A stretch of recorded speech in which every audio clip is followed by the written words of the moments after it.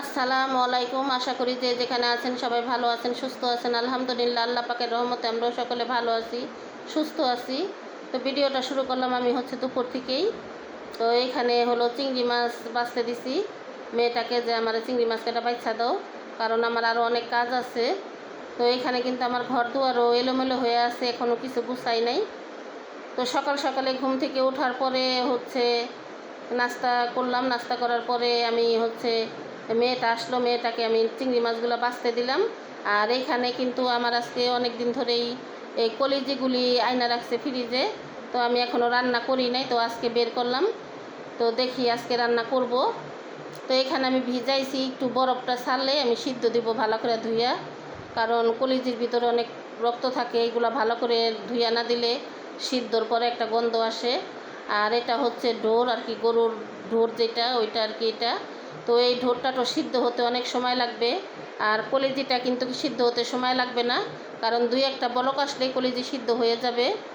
তো যাই হোক, আমার ভিডিওটি না টেনে সম্পূর্ণ ভিডিওটি দেখতে থাকুন, পাশেই থাকুন। ভালো লাগলে লাইক কমেন্ট শেয়ার করবেন, চ্যানেলটা অবশ্যই সাবস্ক্রাইব করবেন। আর এখানে আমি দুই পাতিলে দিছিলাম আর কি, কলিজি আলাদা দিছি আর এই ঢোরটা আলাদা দিছি। তো কলিজি সিদ্ধ হয়ে গেছে অনেক আগেই, আমার কাটাও শেষ। আর এই ঢোরটা কিন্তু অনেকক্ষণ লাগে আমি সিদ্ধ করছি, কারণ এইগুলো অনেক শক্ত, ভালোভাবে নরম না হলে খাওয়া যাবে না। তো এগুলো আমি এখন সব কিছু ওই ডোরগুলো ভালো মতন পরিষ্কার করে নিয়েছি, কারণ ওগুলো অনেক ভালোভাবে পরিষ্কার করতে হয়, তা না হলে খাওয়া যায় না। কারণ অনেক ময়লা থাকে ওইগুলোর ভিতরে, এই ফাঁকে ফাঁকে আর কি, দাঁতের মতন দেখা যায় ওগুলোর ফাঁকে ফাঁকে আর কি অনেক ময়লা থাকে, এগুলো একটু একটু করে ফালাইতে হয়। তো আমি কিন্তু কলিজি সিদ্ধ করার পরে আমি চুলায় ডাল বসাই দিছি। তো এখানে আমার এই যে ডাল বসানো চুলায়, আর আমি এই যে আরেক চুলায় আমি করল্লা ভাজি করব। তো এখানে করল্লা ভাজি, চিংড়ি মাছ দিয়ে করল্লা ভাজি করব, আর কলিজি রান্না করব। আর ডাল তো দেখলেনই, ডাল বসানো চুলায়। তো এখানে কিন্তু আমি করল্লার জন্য আমার পেঁয়াজ ভাজা শেষ, অল্প করে আর কি মাছের জন্য দিছি। আর করল্লা ভাজিতে তো আপনারা সবাই জানেন যে করল্লা ভাজিতে প্রচুর পরিমাণে পেঁয়াজ লাগে। তো এখানে কিন্তু আমি করল্লার উপরেই পেঁয়াজ দিয়ে দিছি। তো এই করল্লা ভাজিটা হোক, তারপরে আমি কলিজি ভুনা করব। আমার রান্না বান্না করতে আজকে কিন্তু একটু দেরি হয়ে গেছে, কারণ রান্নাঘরে ঢুকতে ইচ্ছা করে না গরমের কারণে। তো এরকম করতে করতে না বসে থাকতে থাকতে অনেক দেরি হয়ে গেছে। আর আমি যেহেতু বাড়িতে একা, এর লেগে আরও বেশি সমস্যা হয় নাই।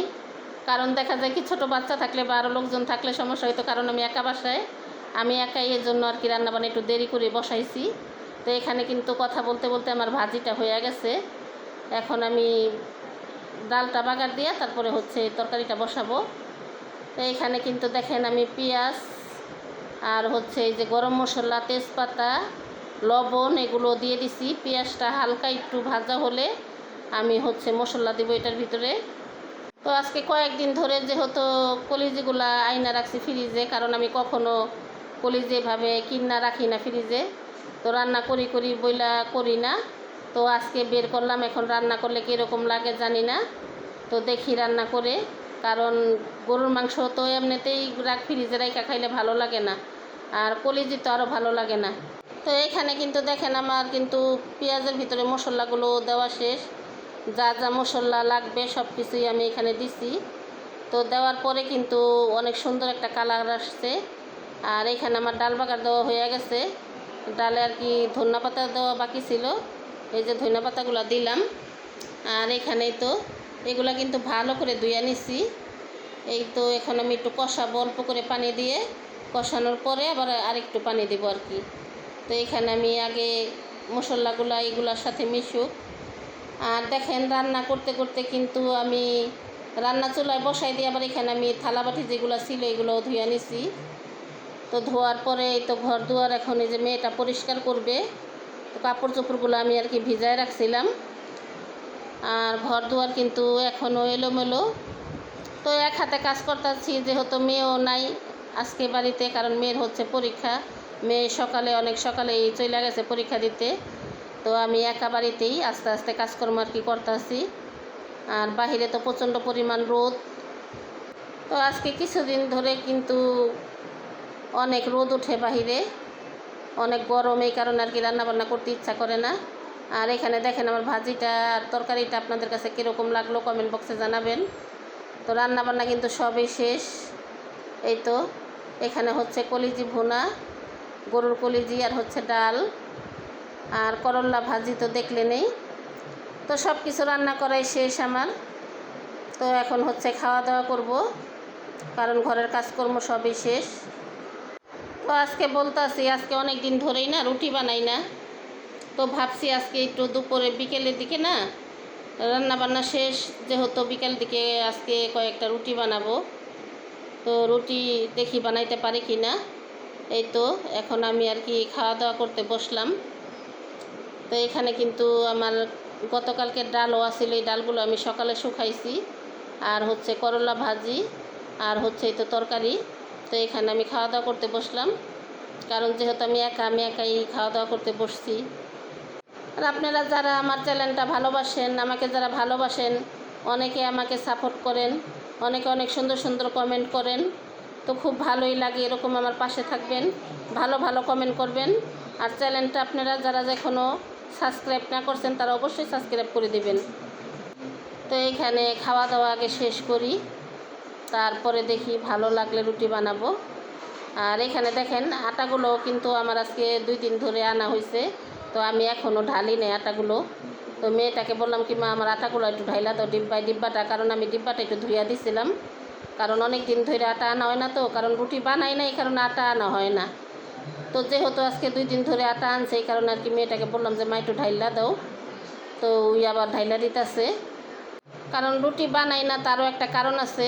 কারণ আমি কিন্তু দোকানের পরোটা খাইতে পারি না, খুব কষ্ট করে খাই, অনেক ঠেকায়। কারণ আমার হাতে কিন্তু অনেক প্রচণ্ড ব্যথা, আমি হাত বাঁকা করতে পারি না, এই কারণে আর কি। কারণ রুটি বানাইতে গেলে কিন্তু আটা ছানতে হয় বা রুটি বেলতে হয়, এজন্য আর কি বানাইতে পারি না। তো মাগরিবের পর আসলাম আমাদের বাড়িতে, এখানে এসে দেখেন আমার মা খাট আনছে এই রুমে।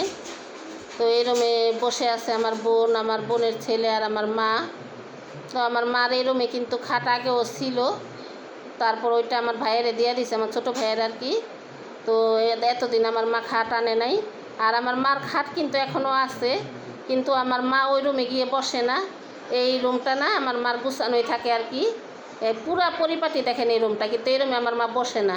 কারণ এই রুমটা একটু ভিতর দিকে, তো এই রুমের থেকে না কোনো মানুষজন দেখা যায় না।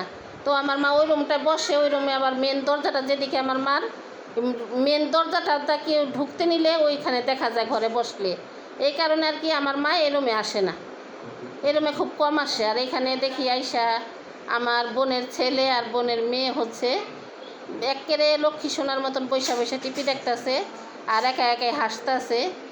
তো আমার আজকের ভিডিওটা আপনাদের কাছে কেমন লাগলো কমেন্ট বক্সে জানাবেন। সবাই ভালো থাকবেন, সুস্থ থাকবেন। আজকের মতন এই পর্যন্তই, আবার দেখা হবে আগামী ভিডিওতে। তো আজকের মতো আপনাদের মাঝ থেকে বিদায় নিচ্ছি। আল্লাহ হাফেজ।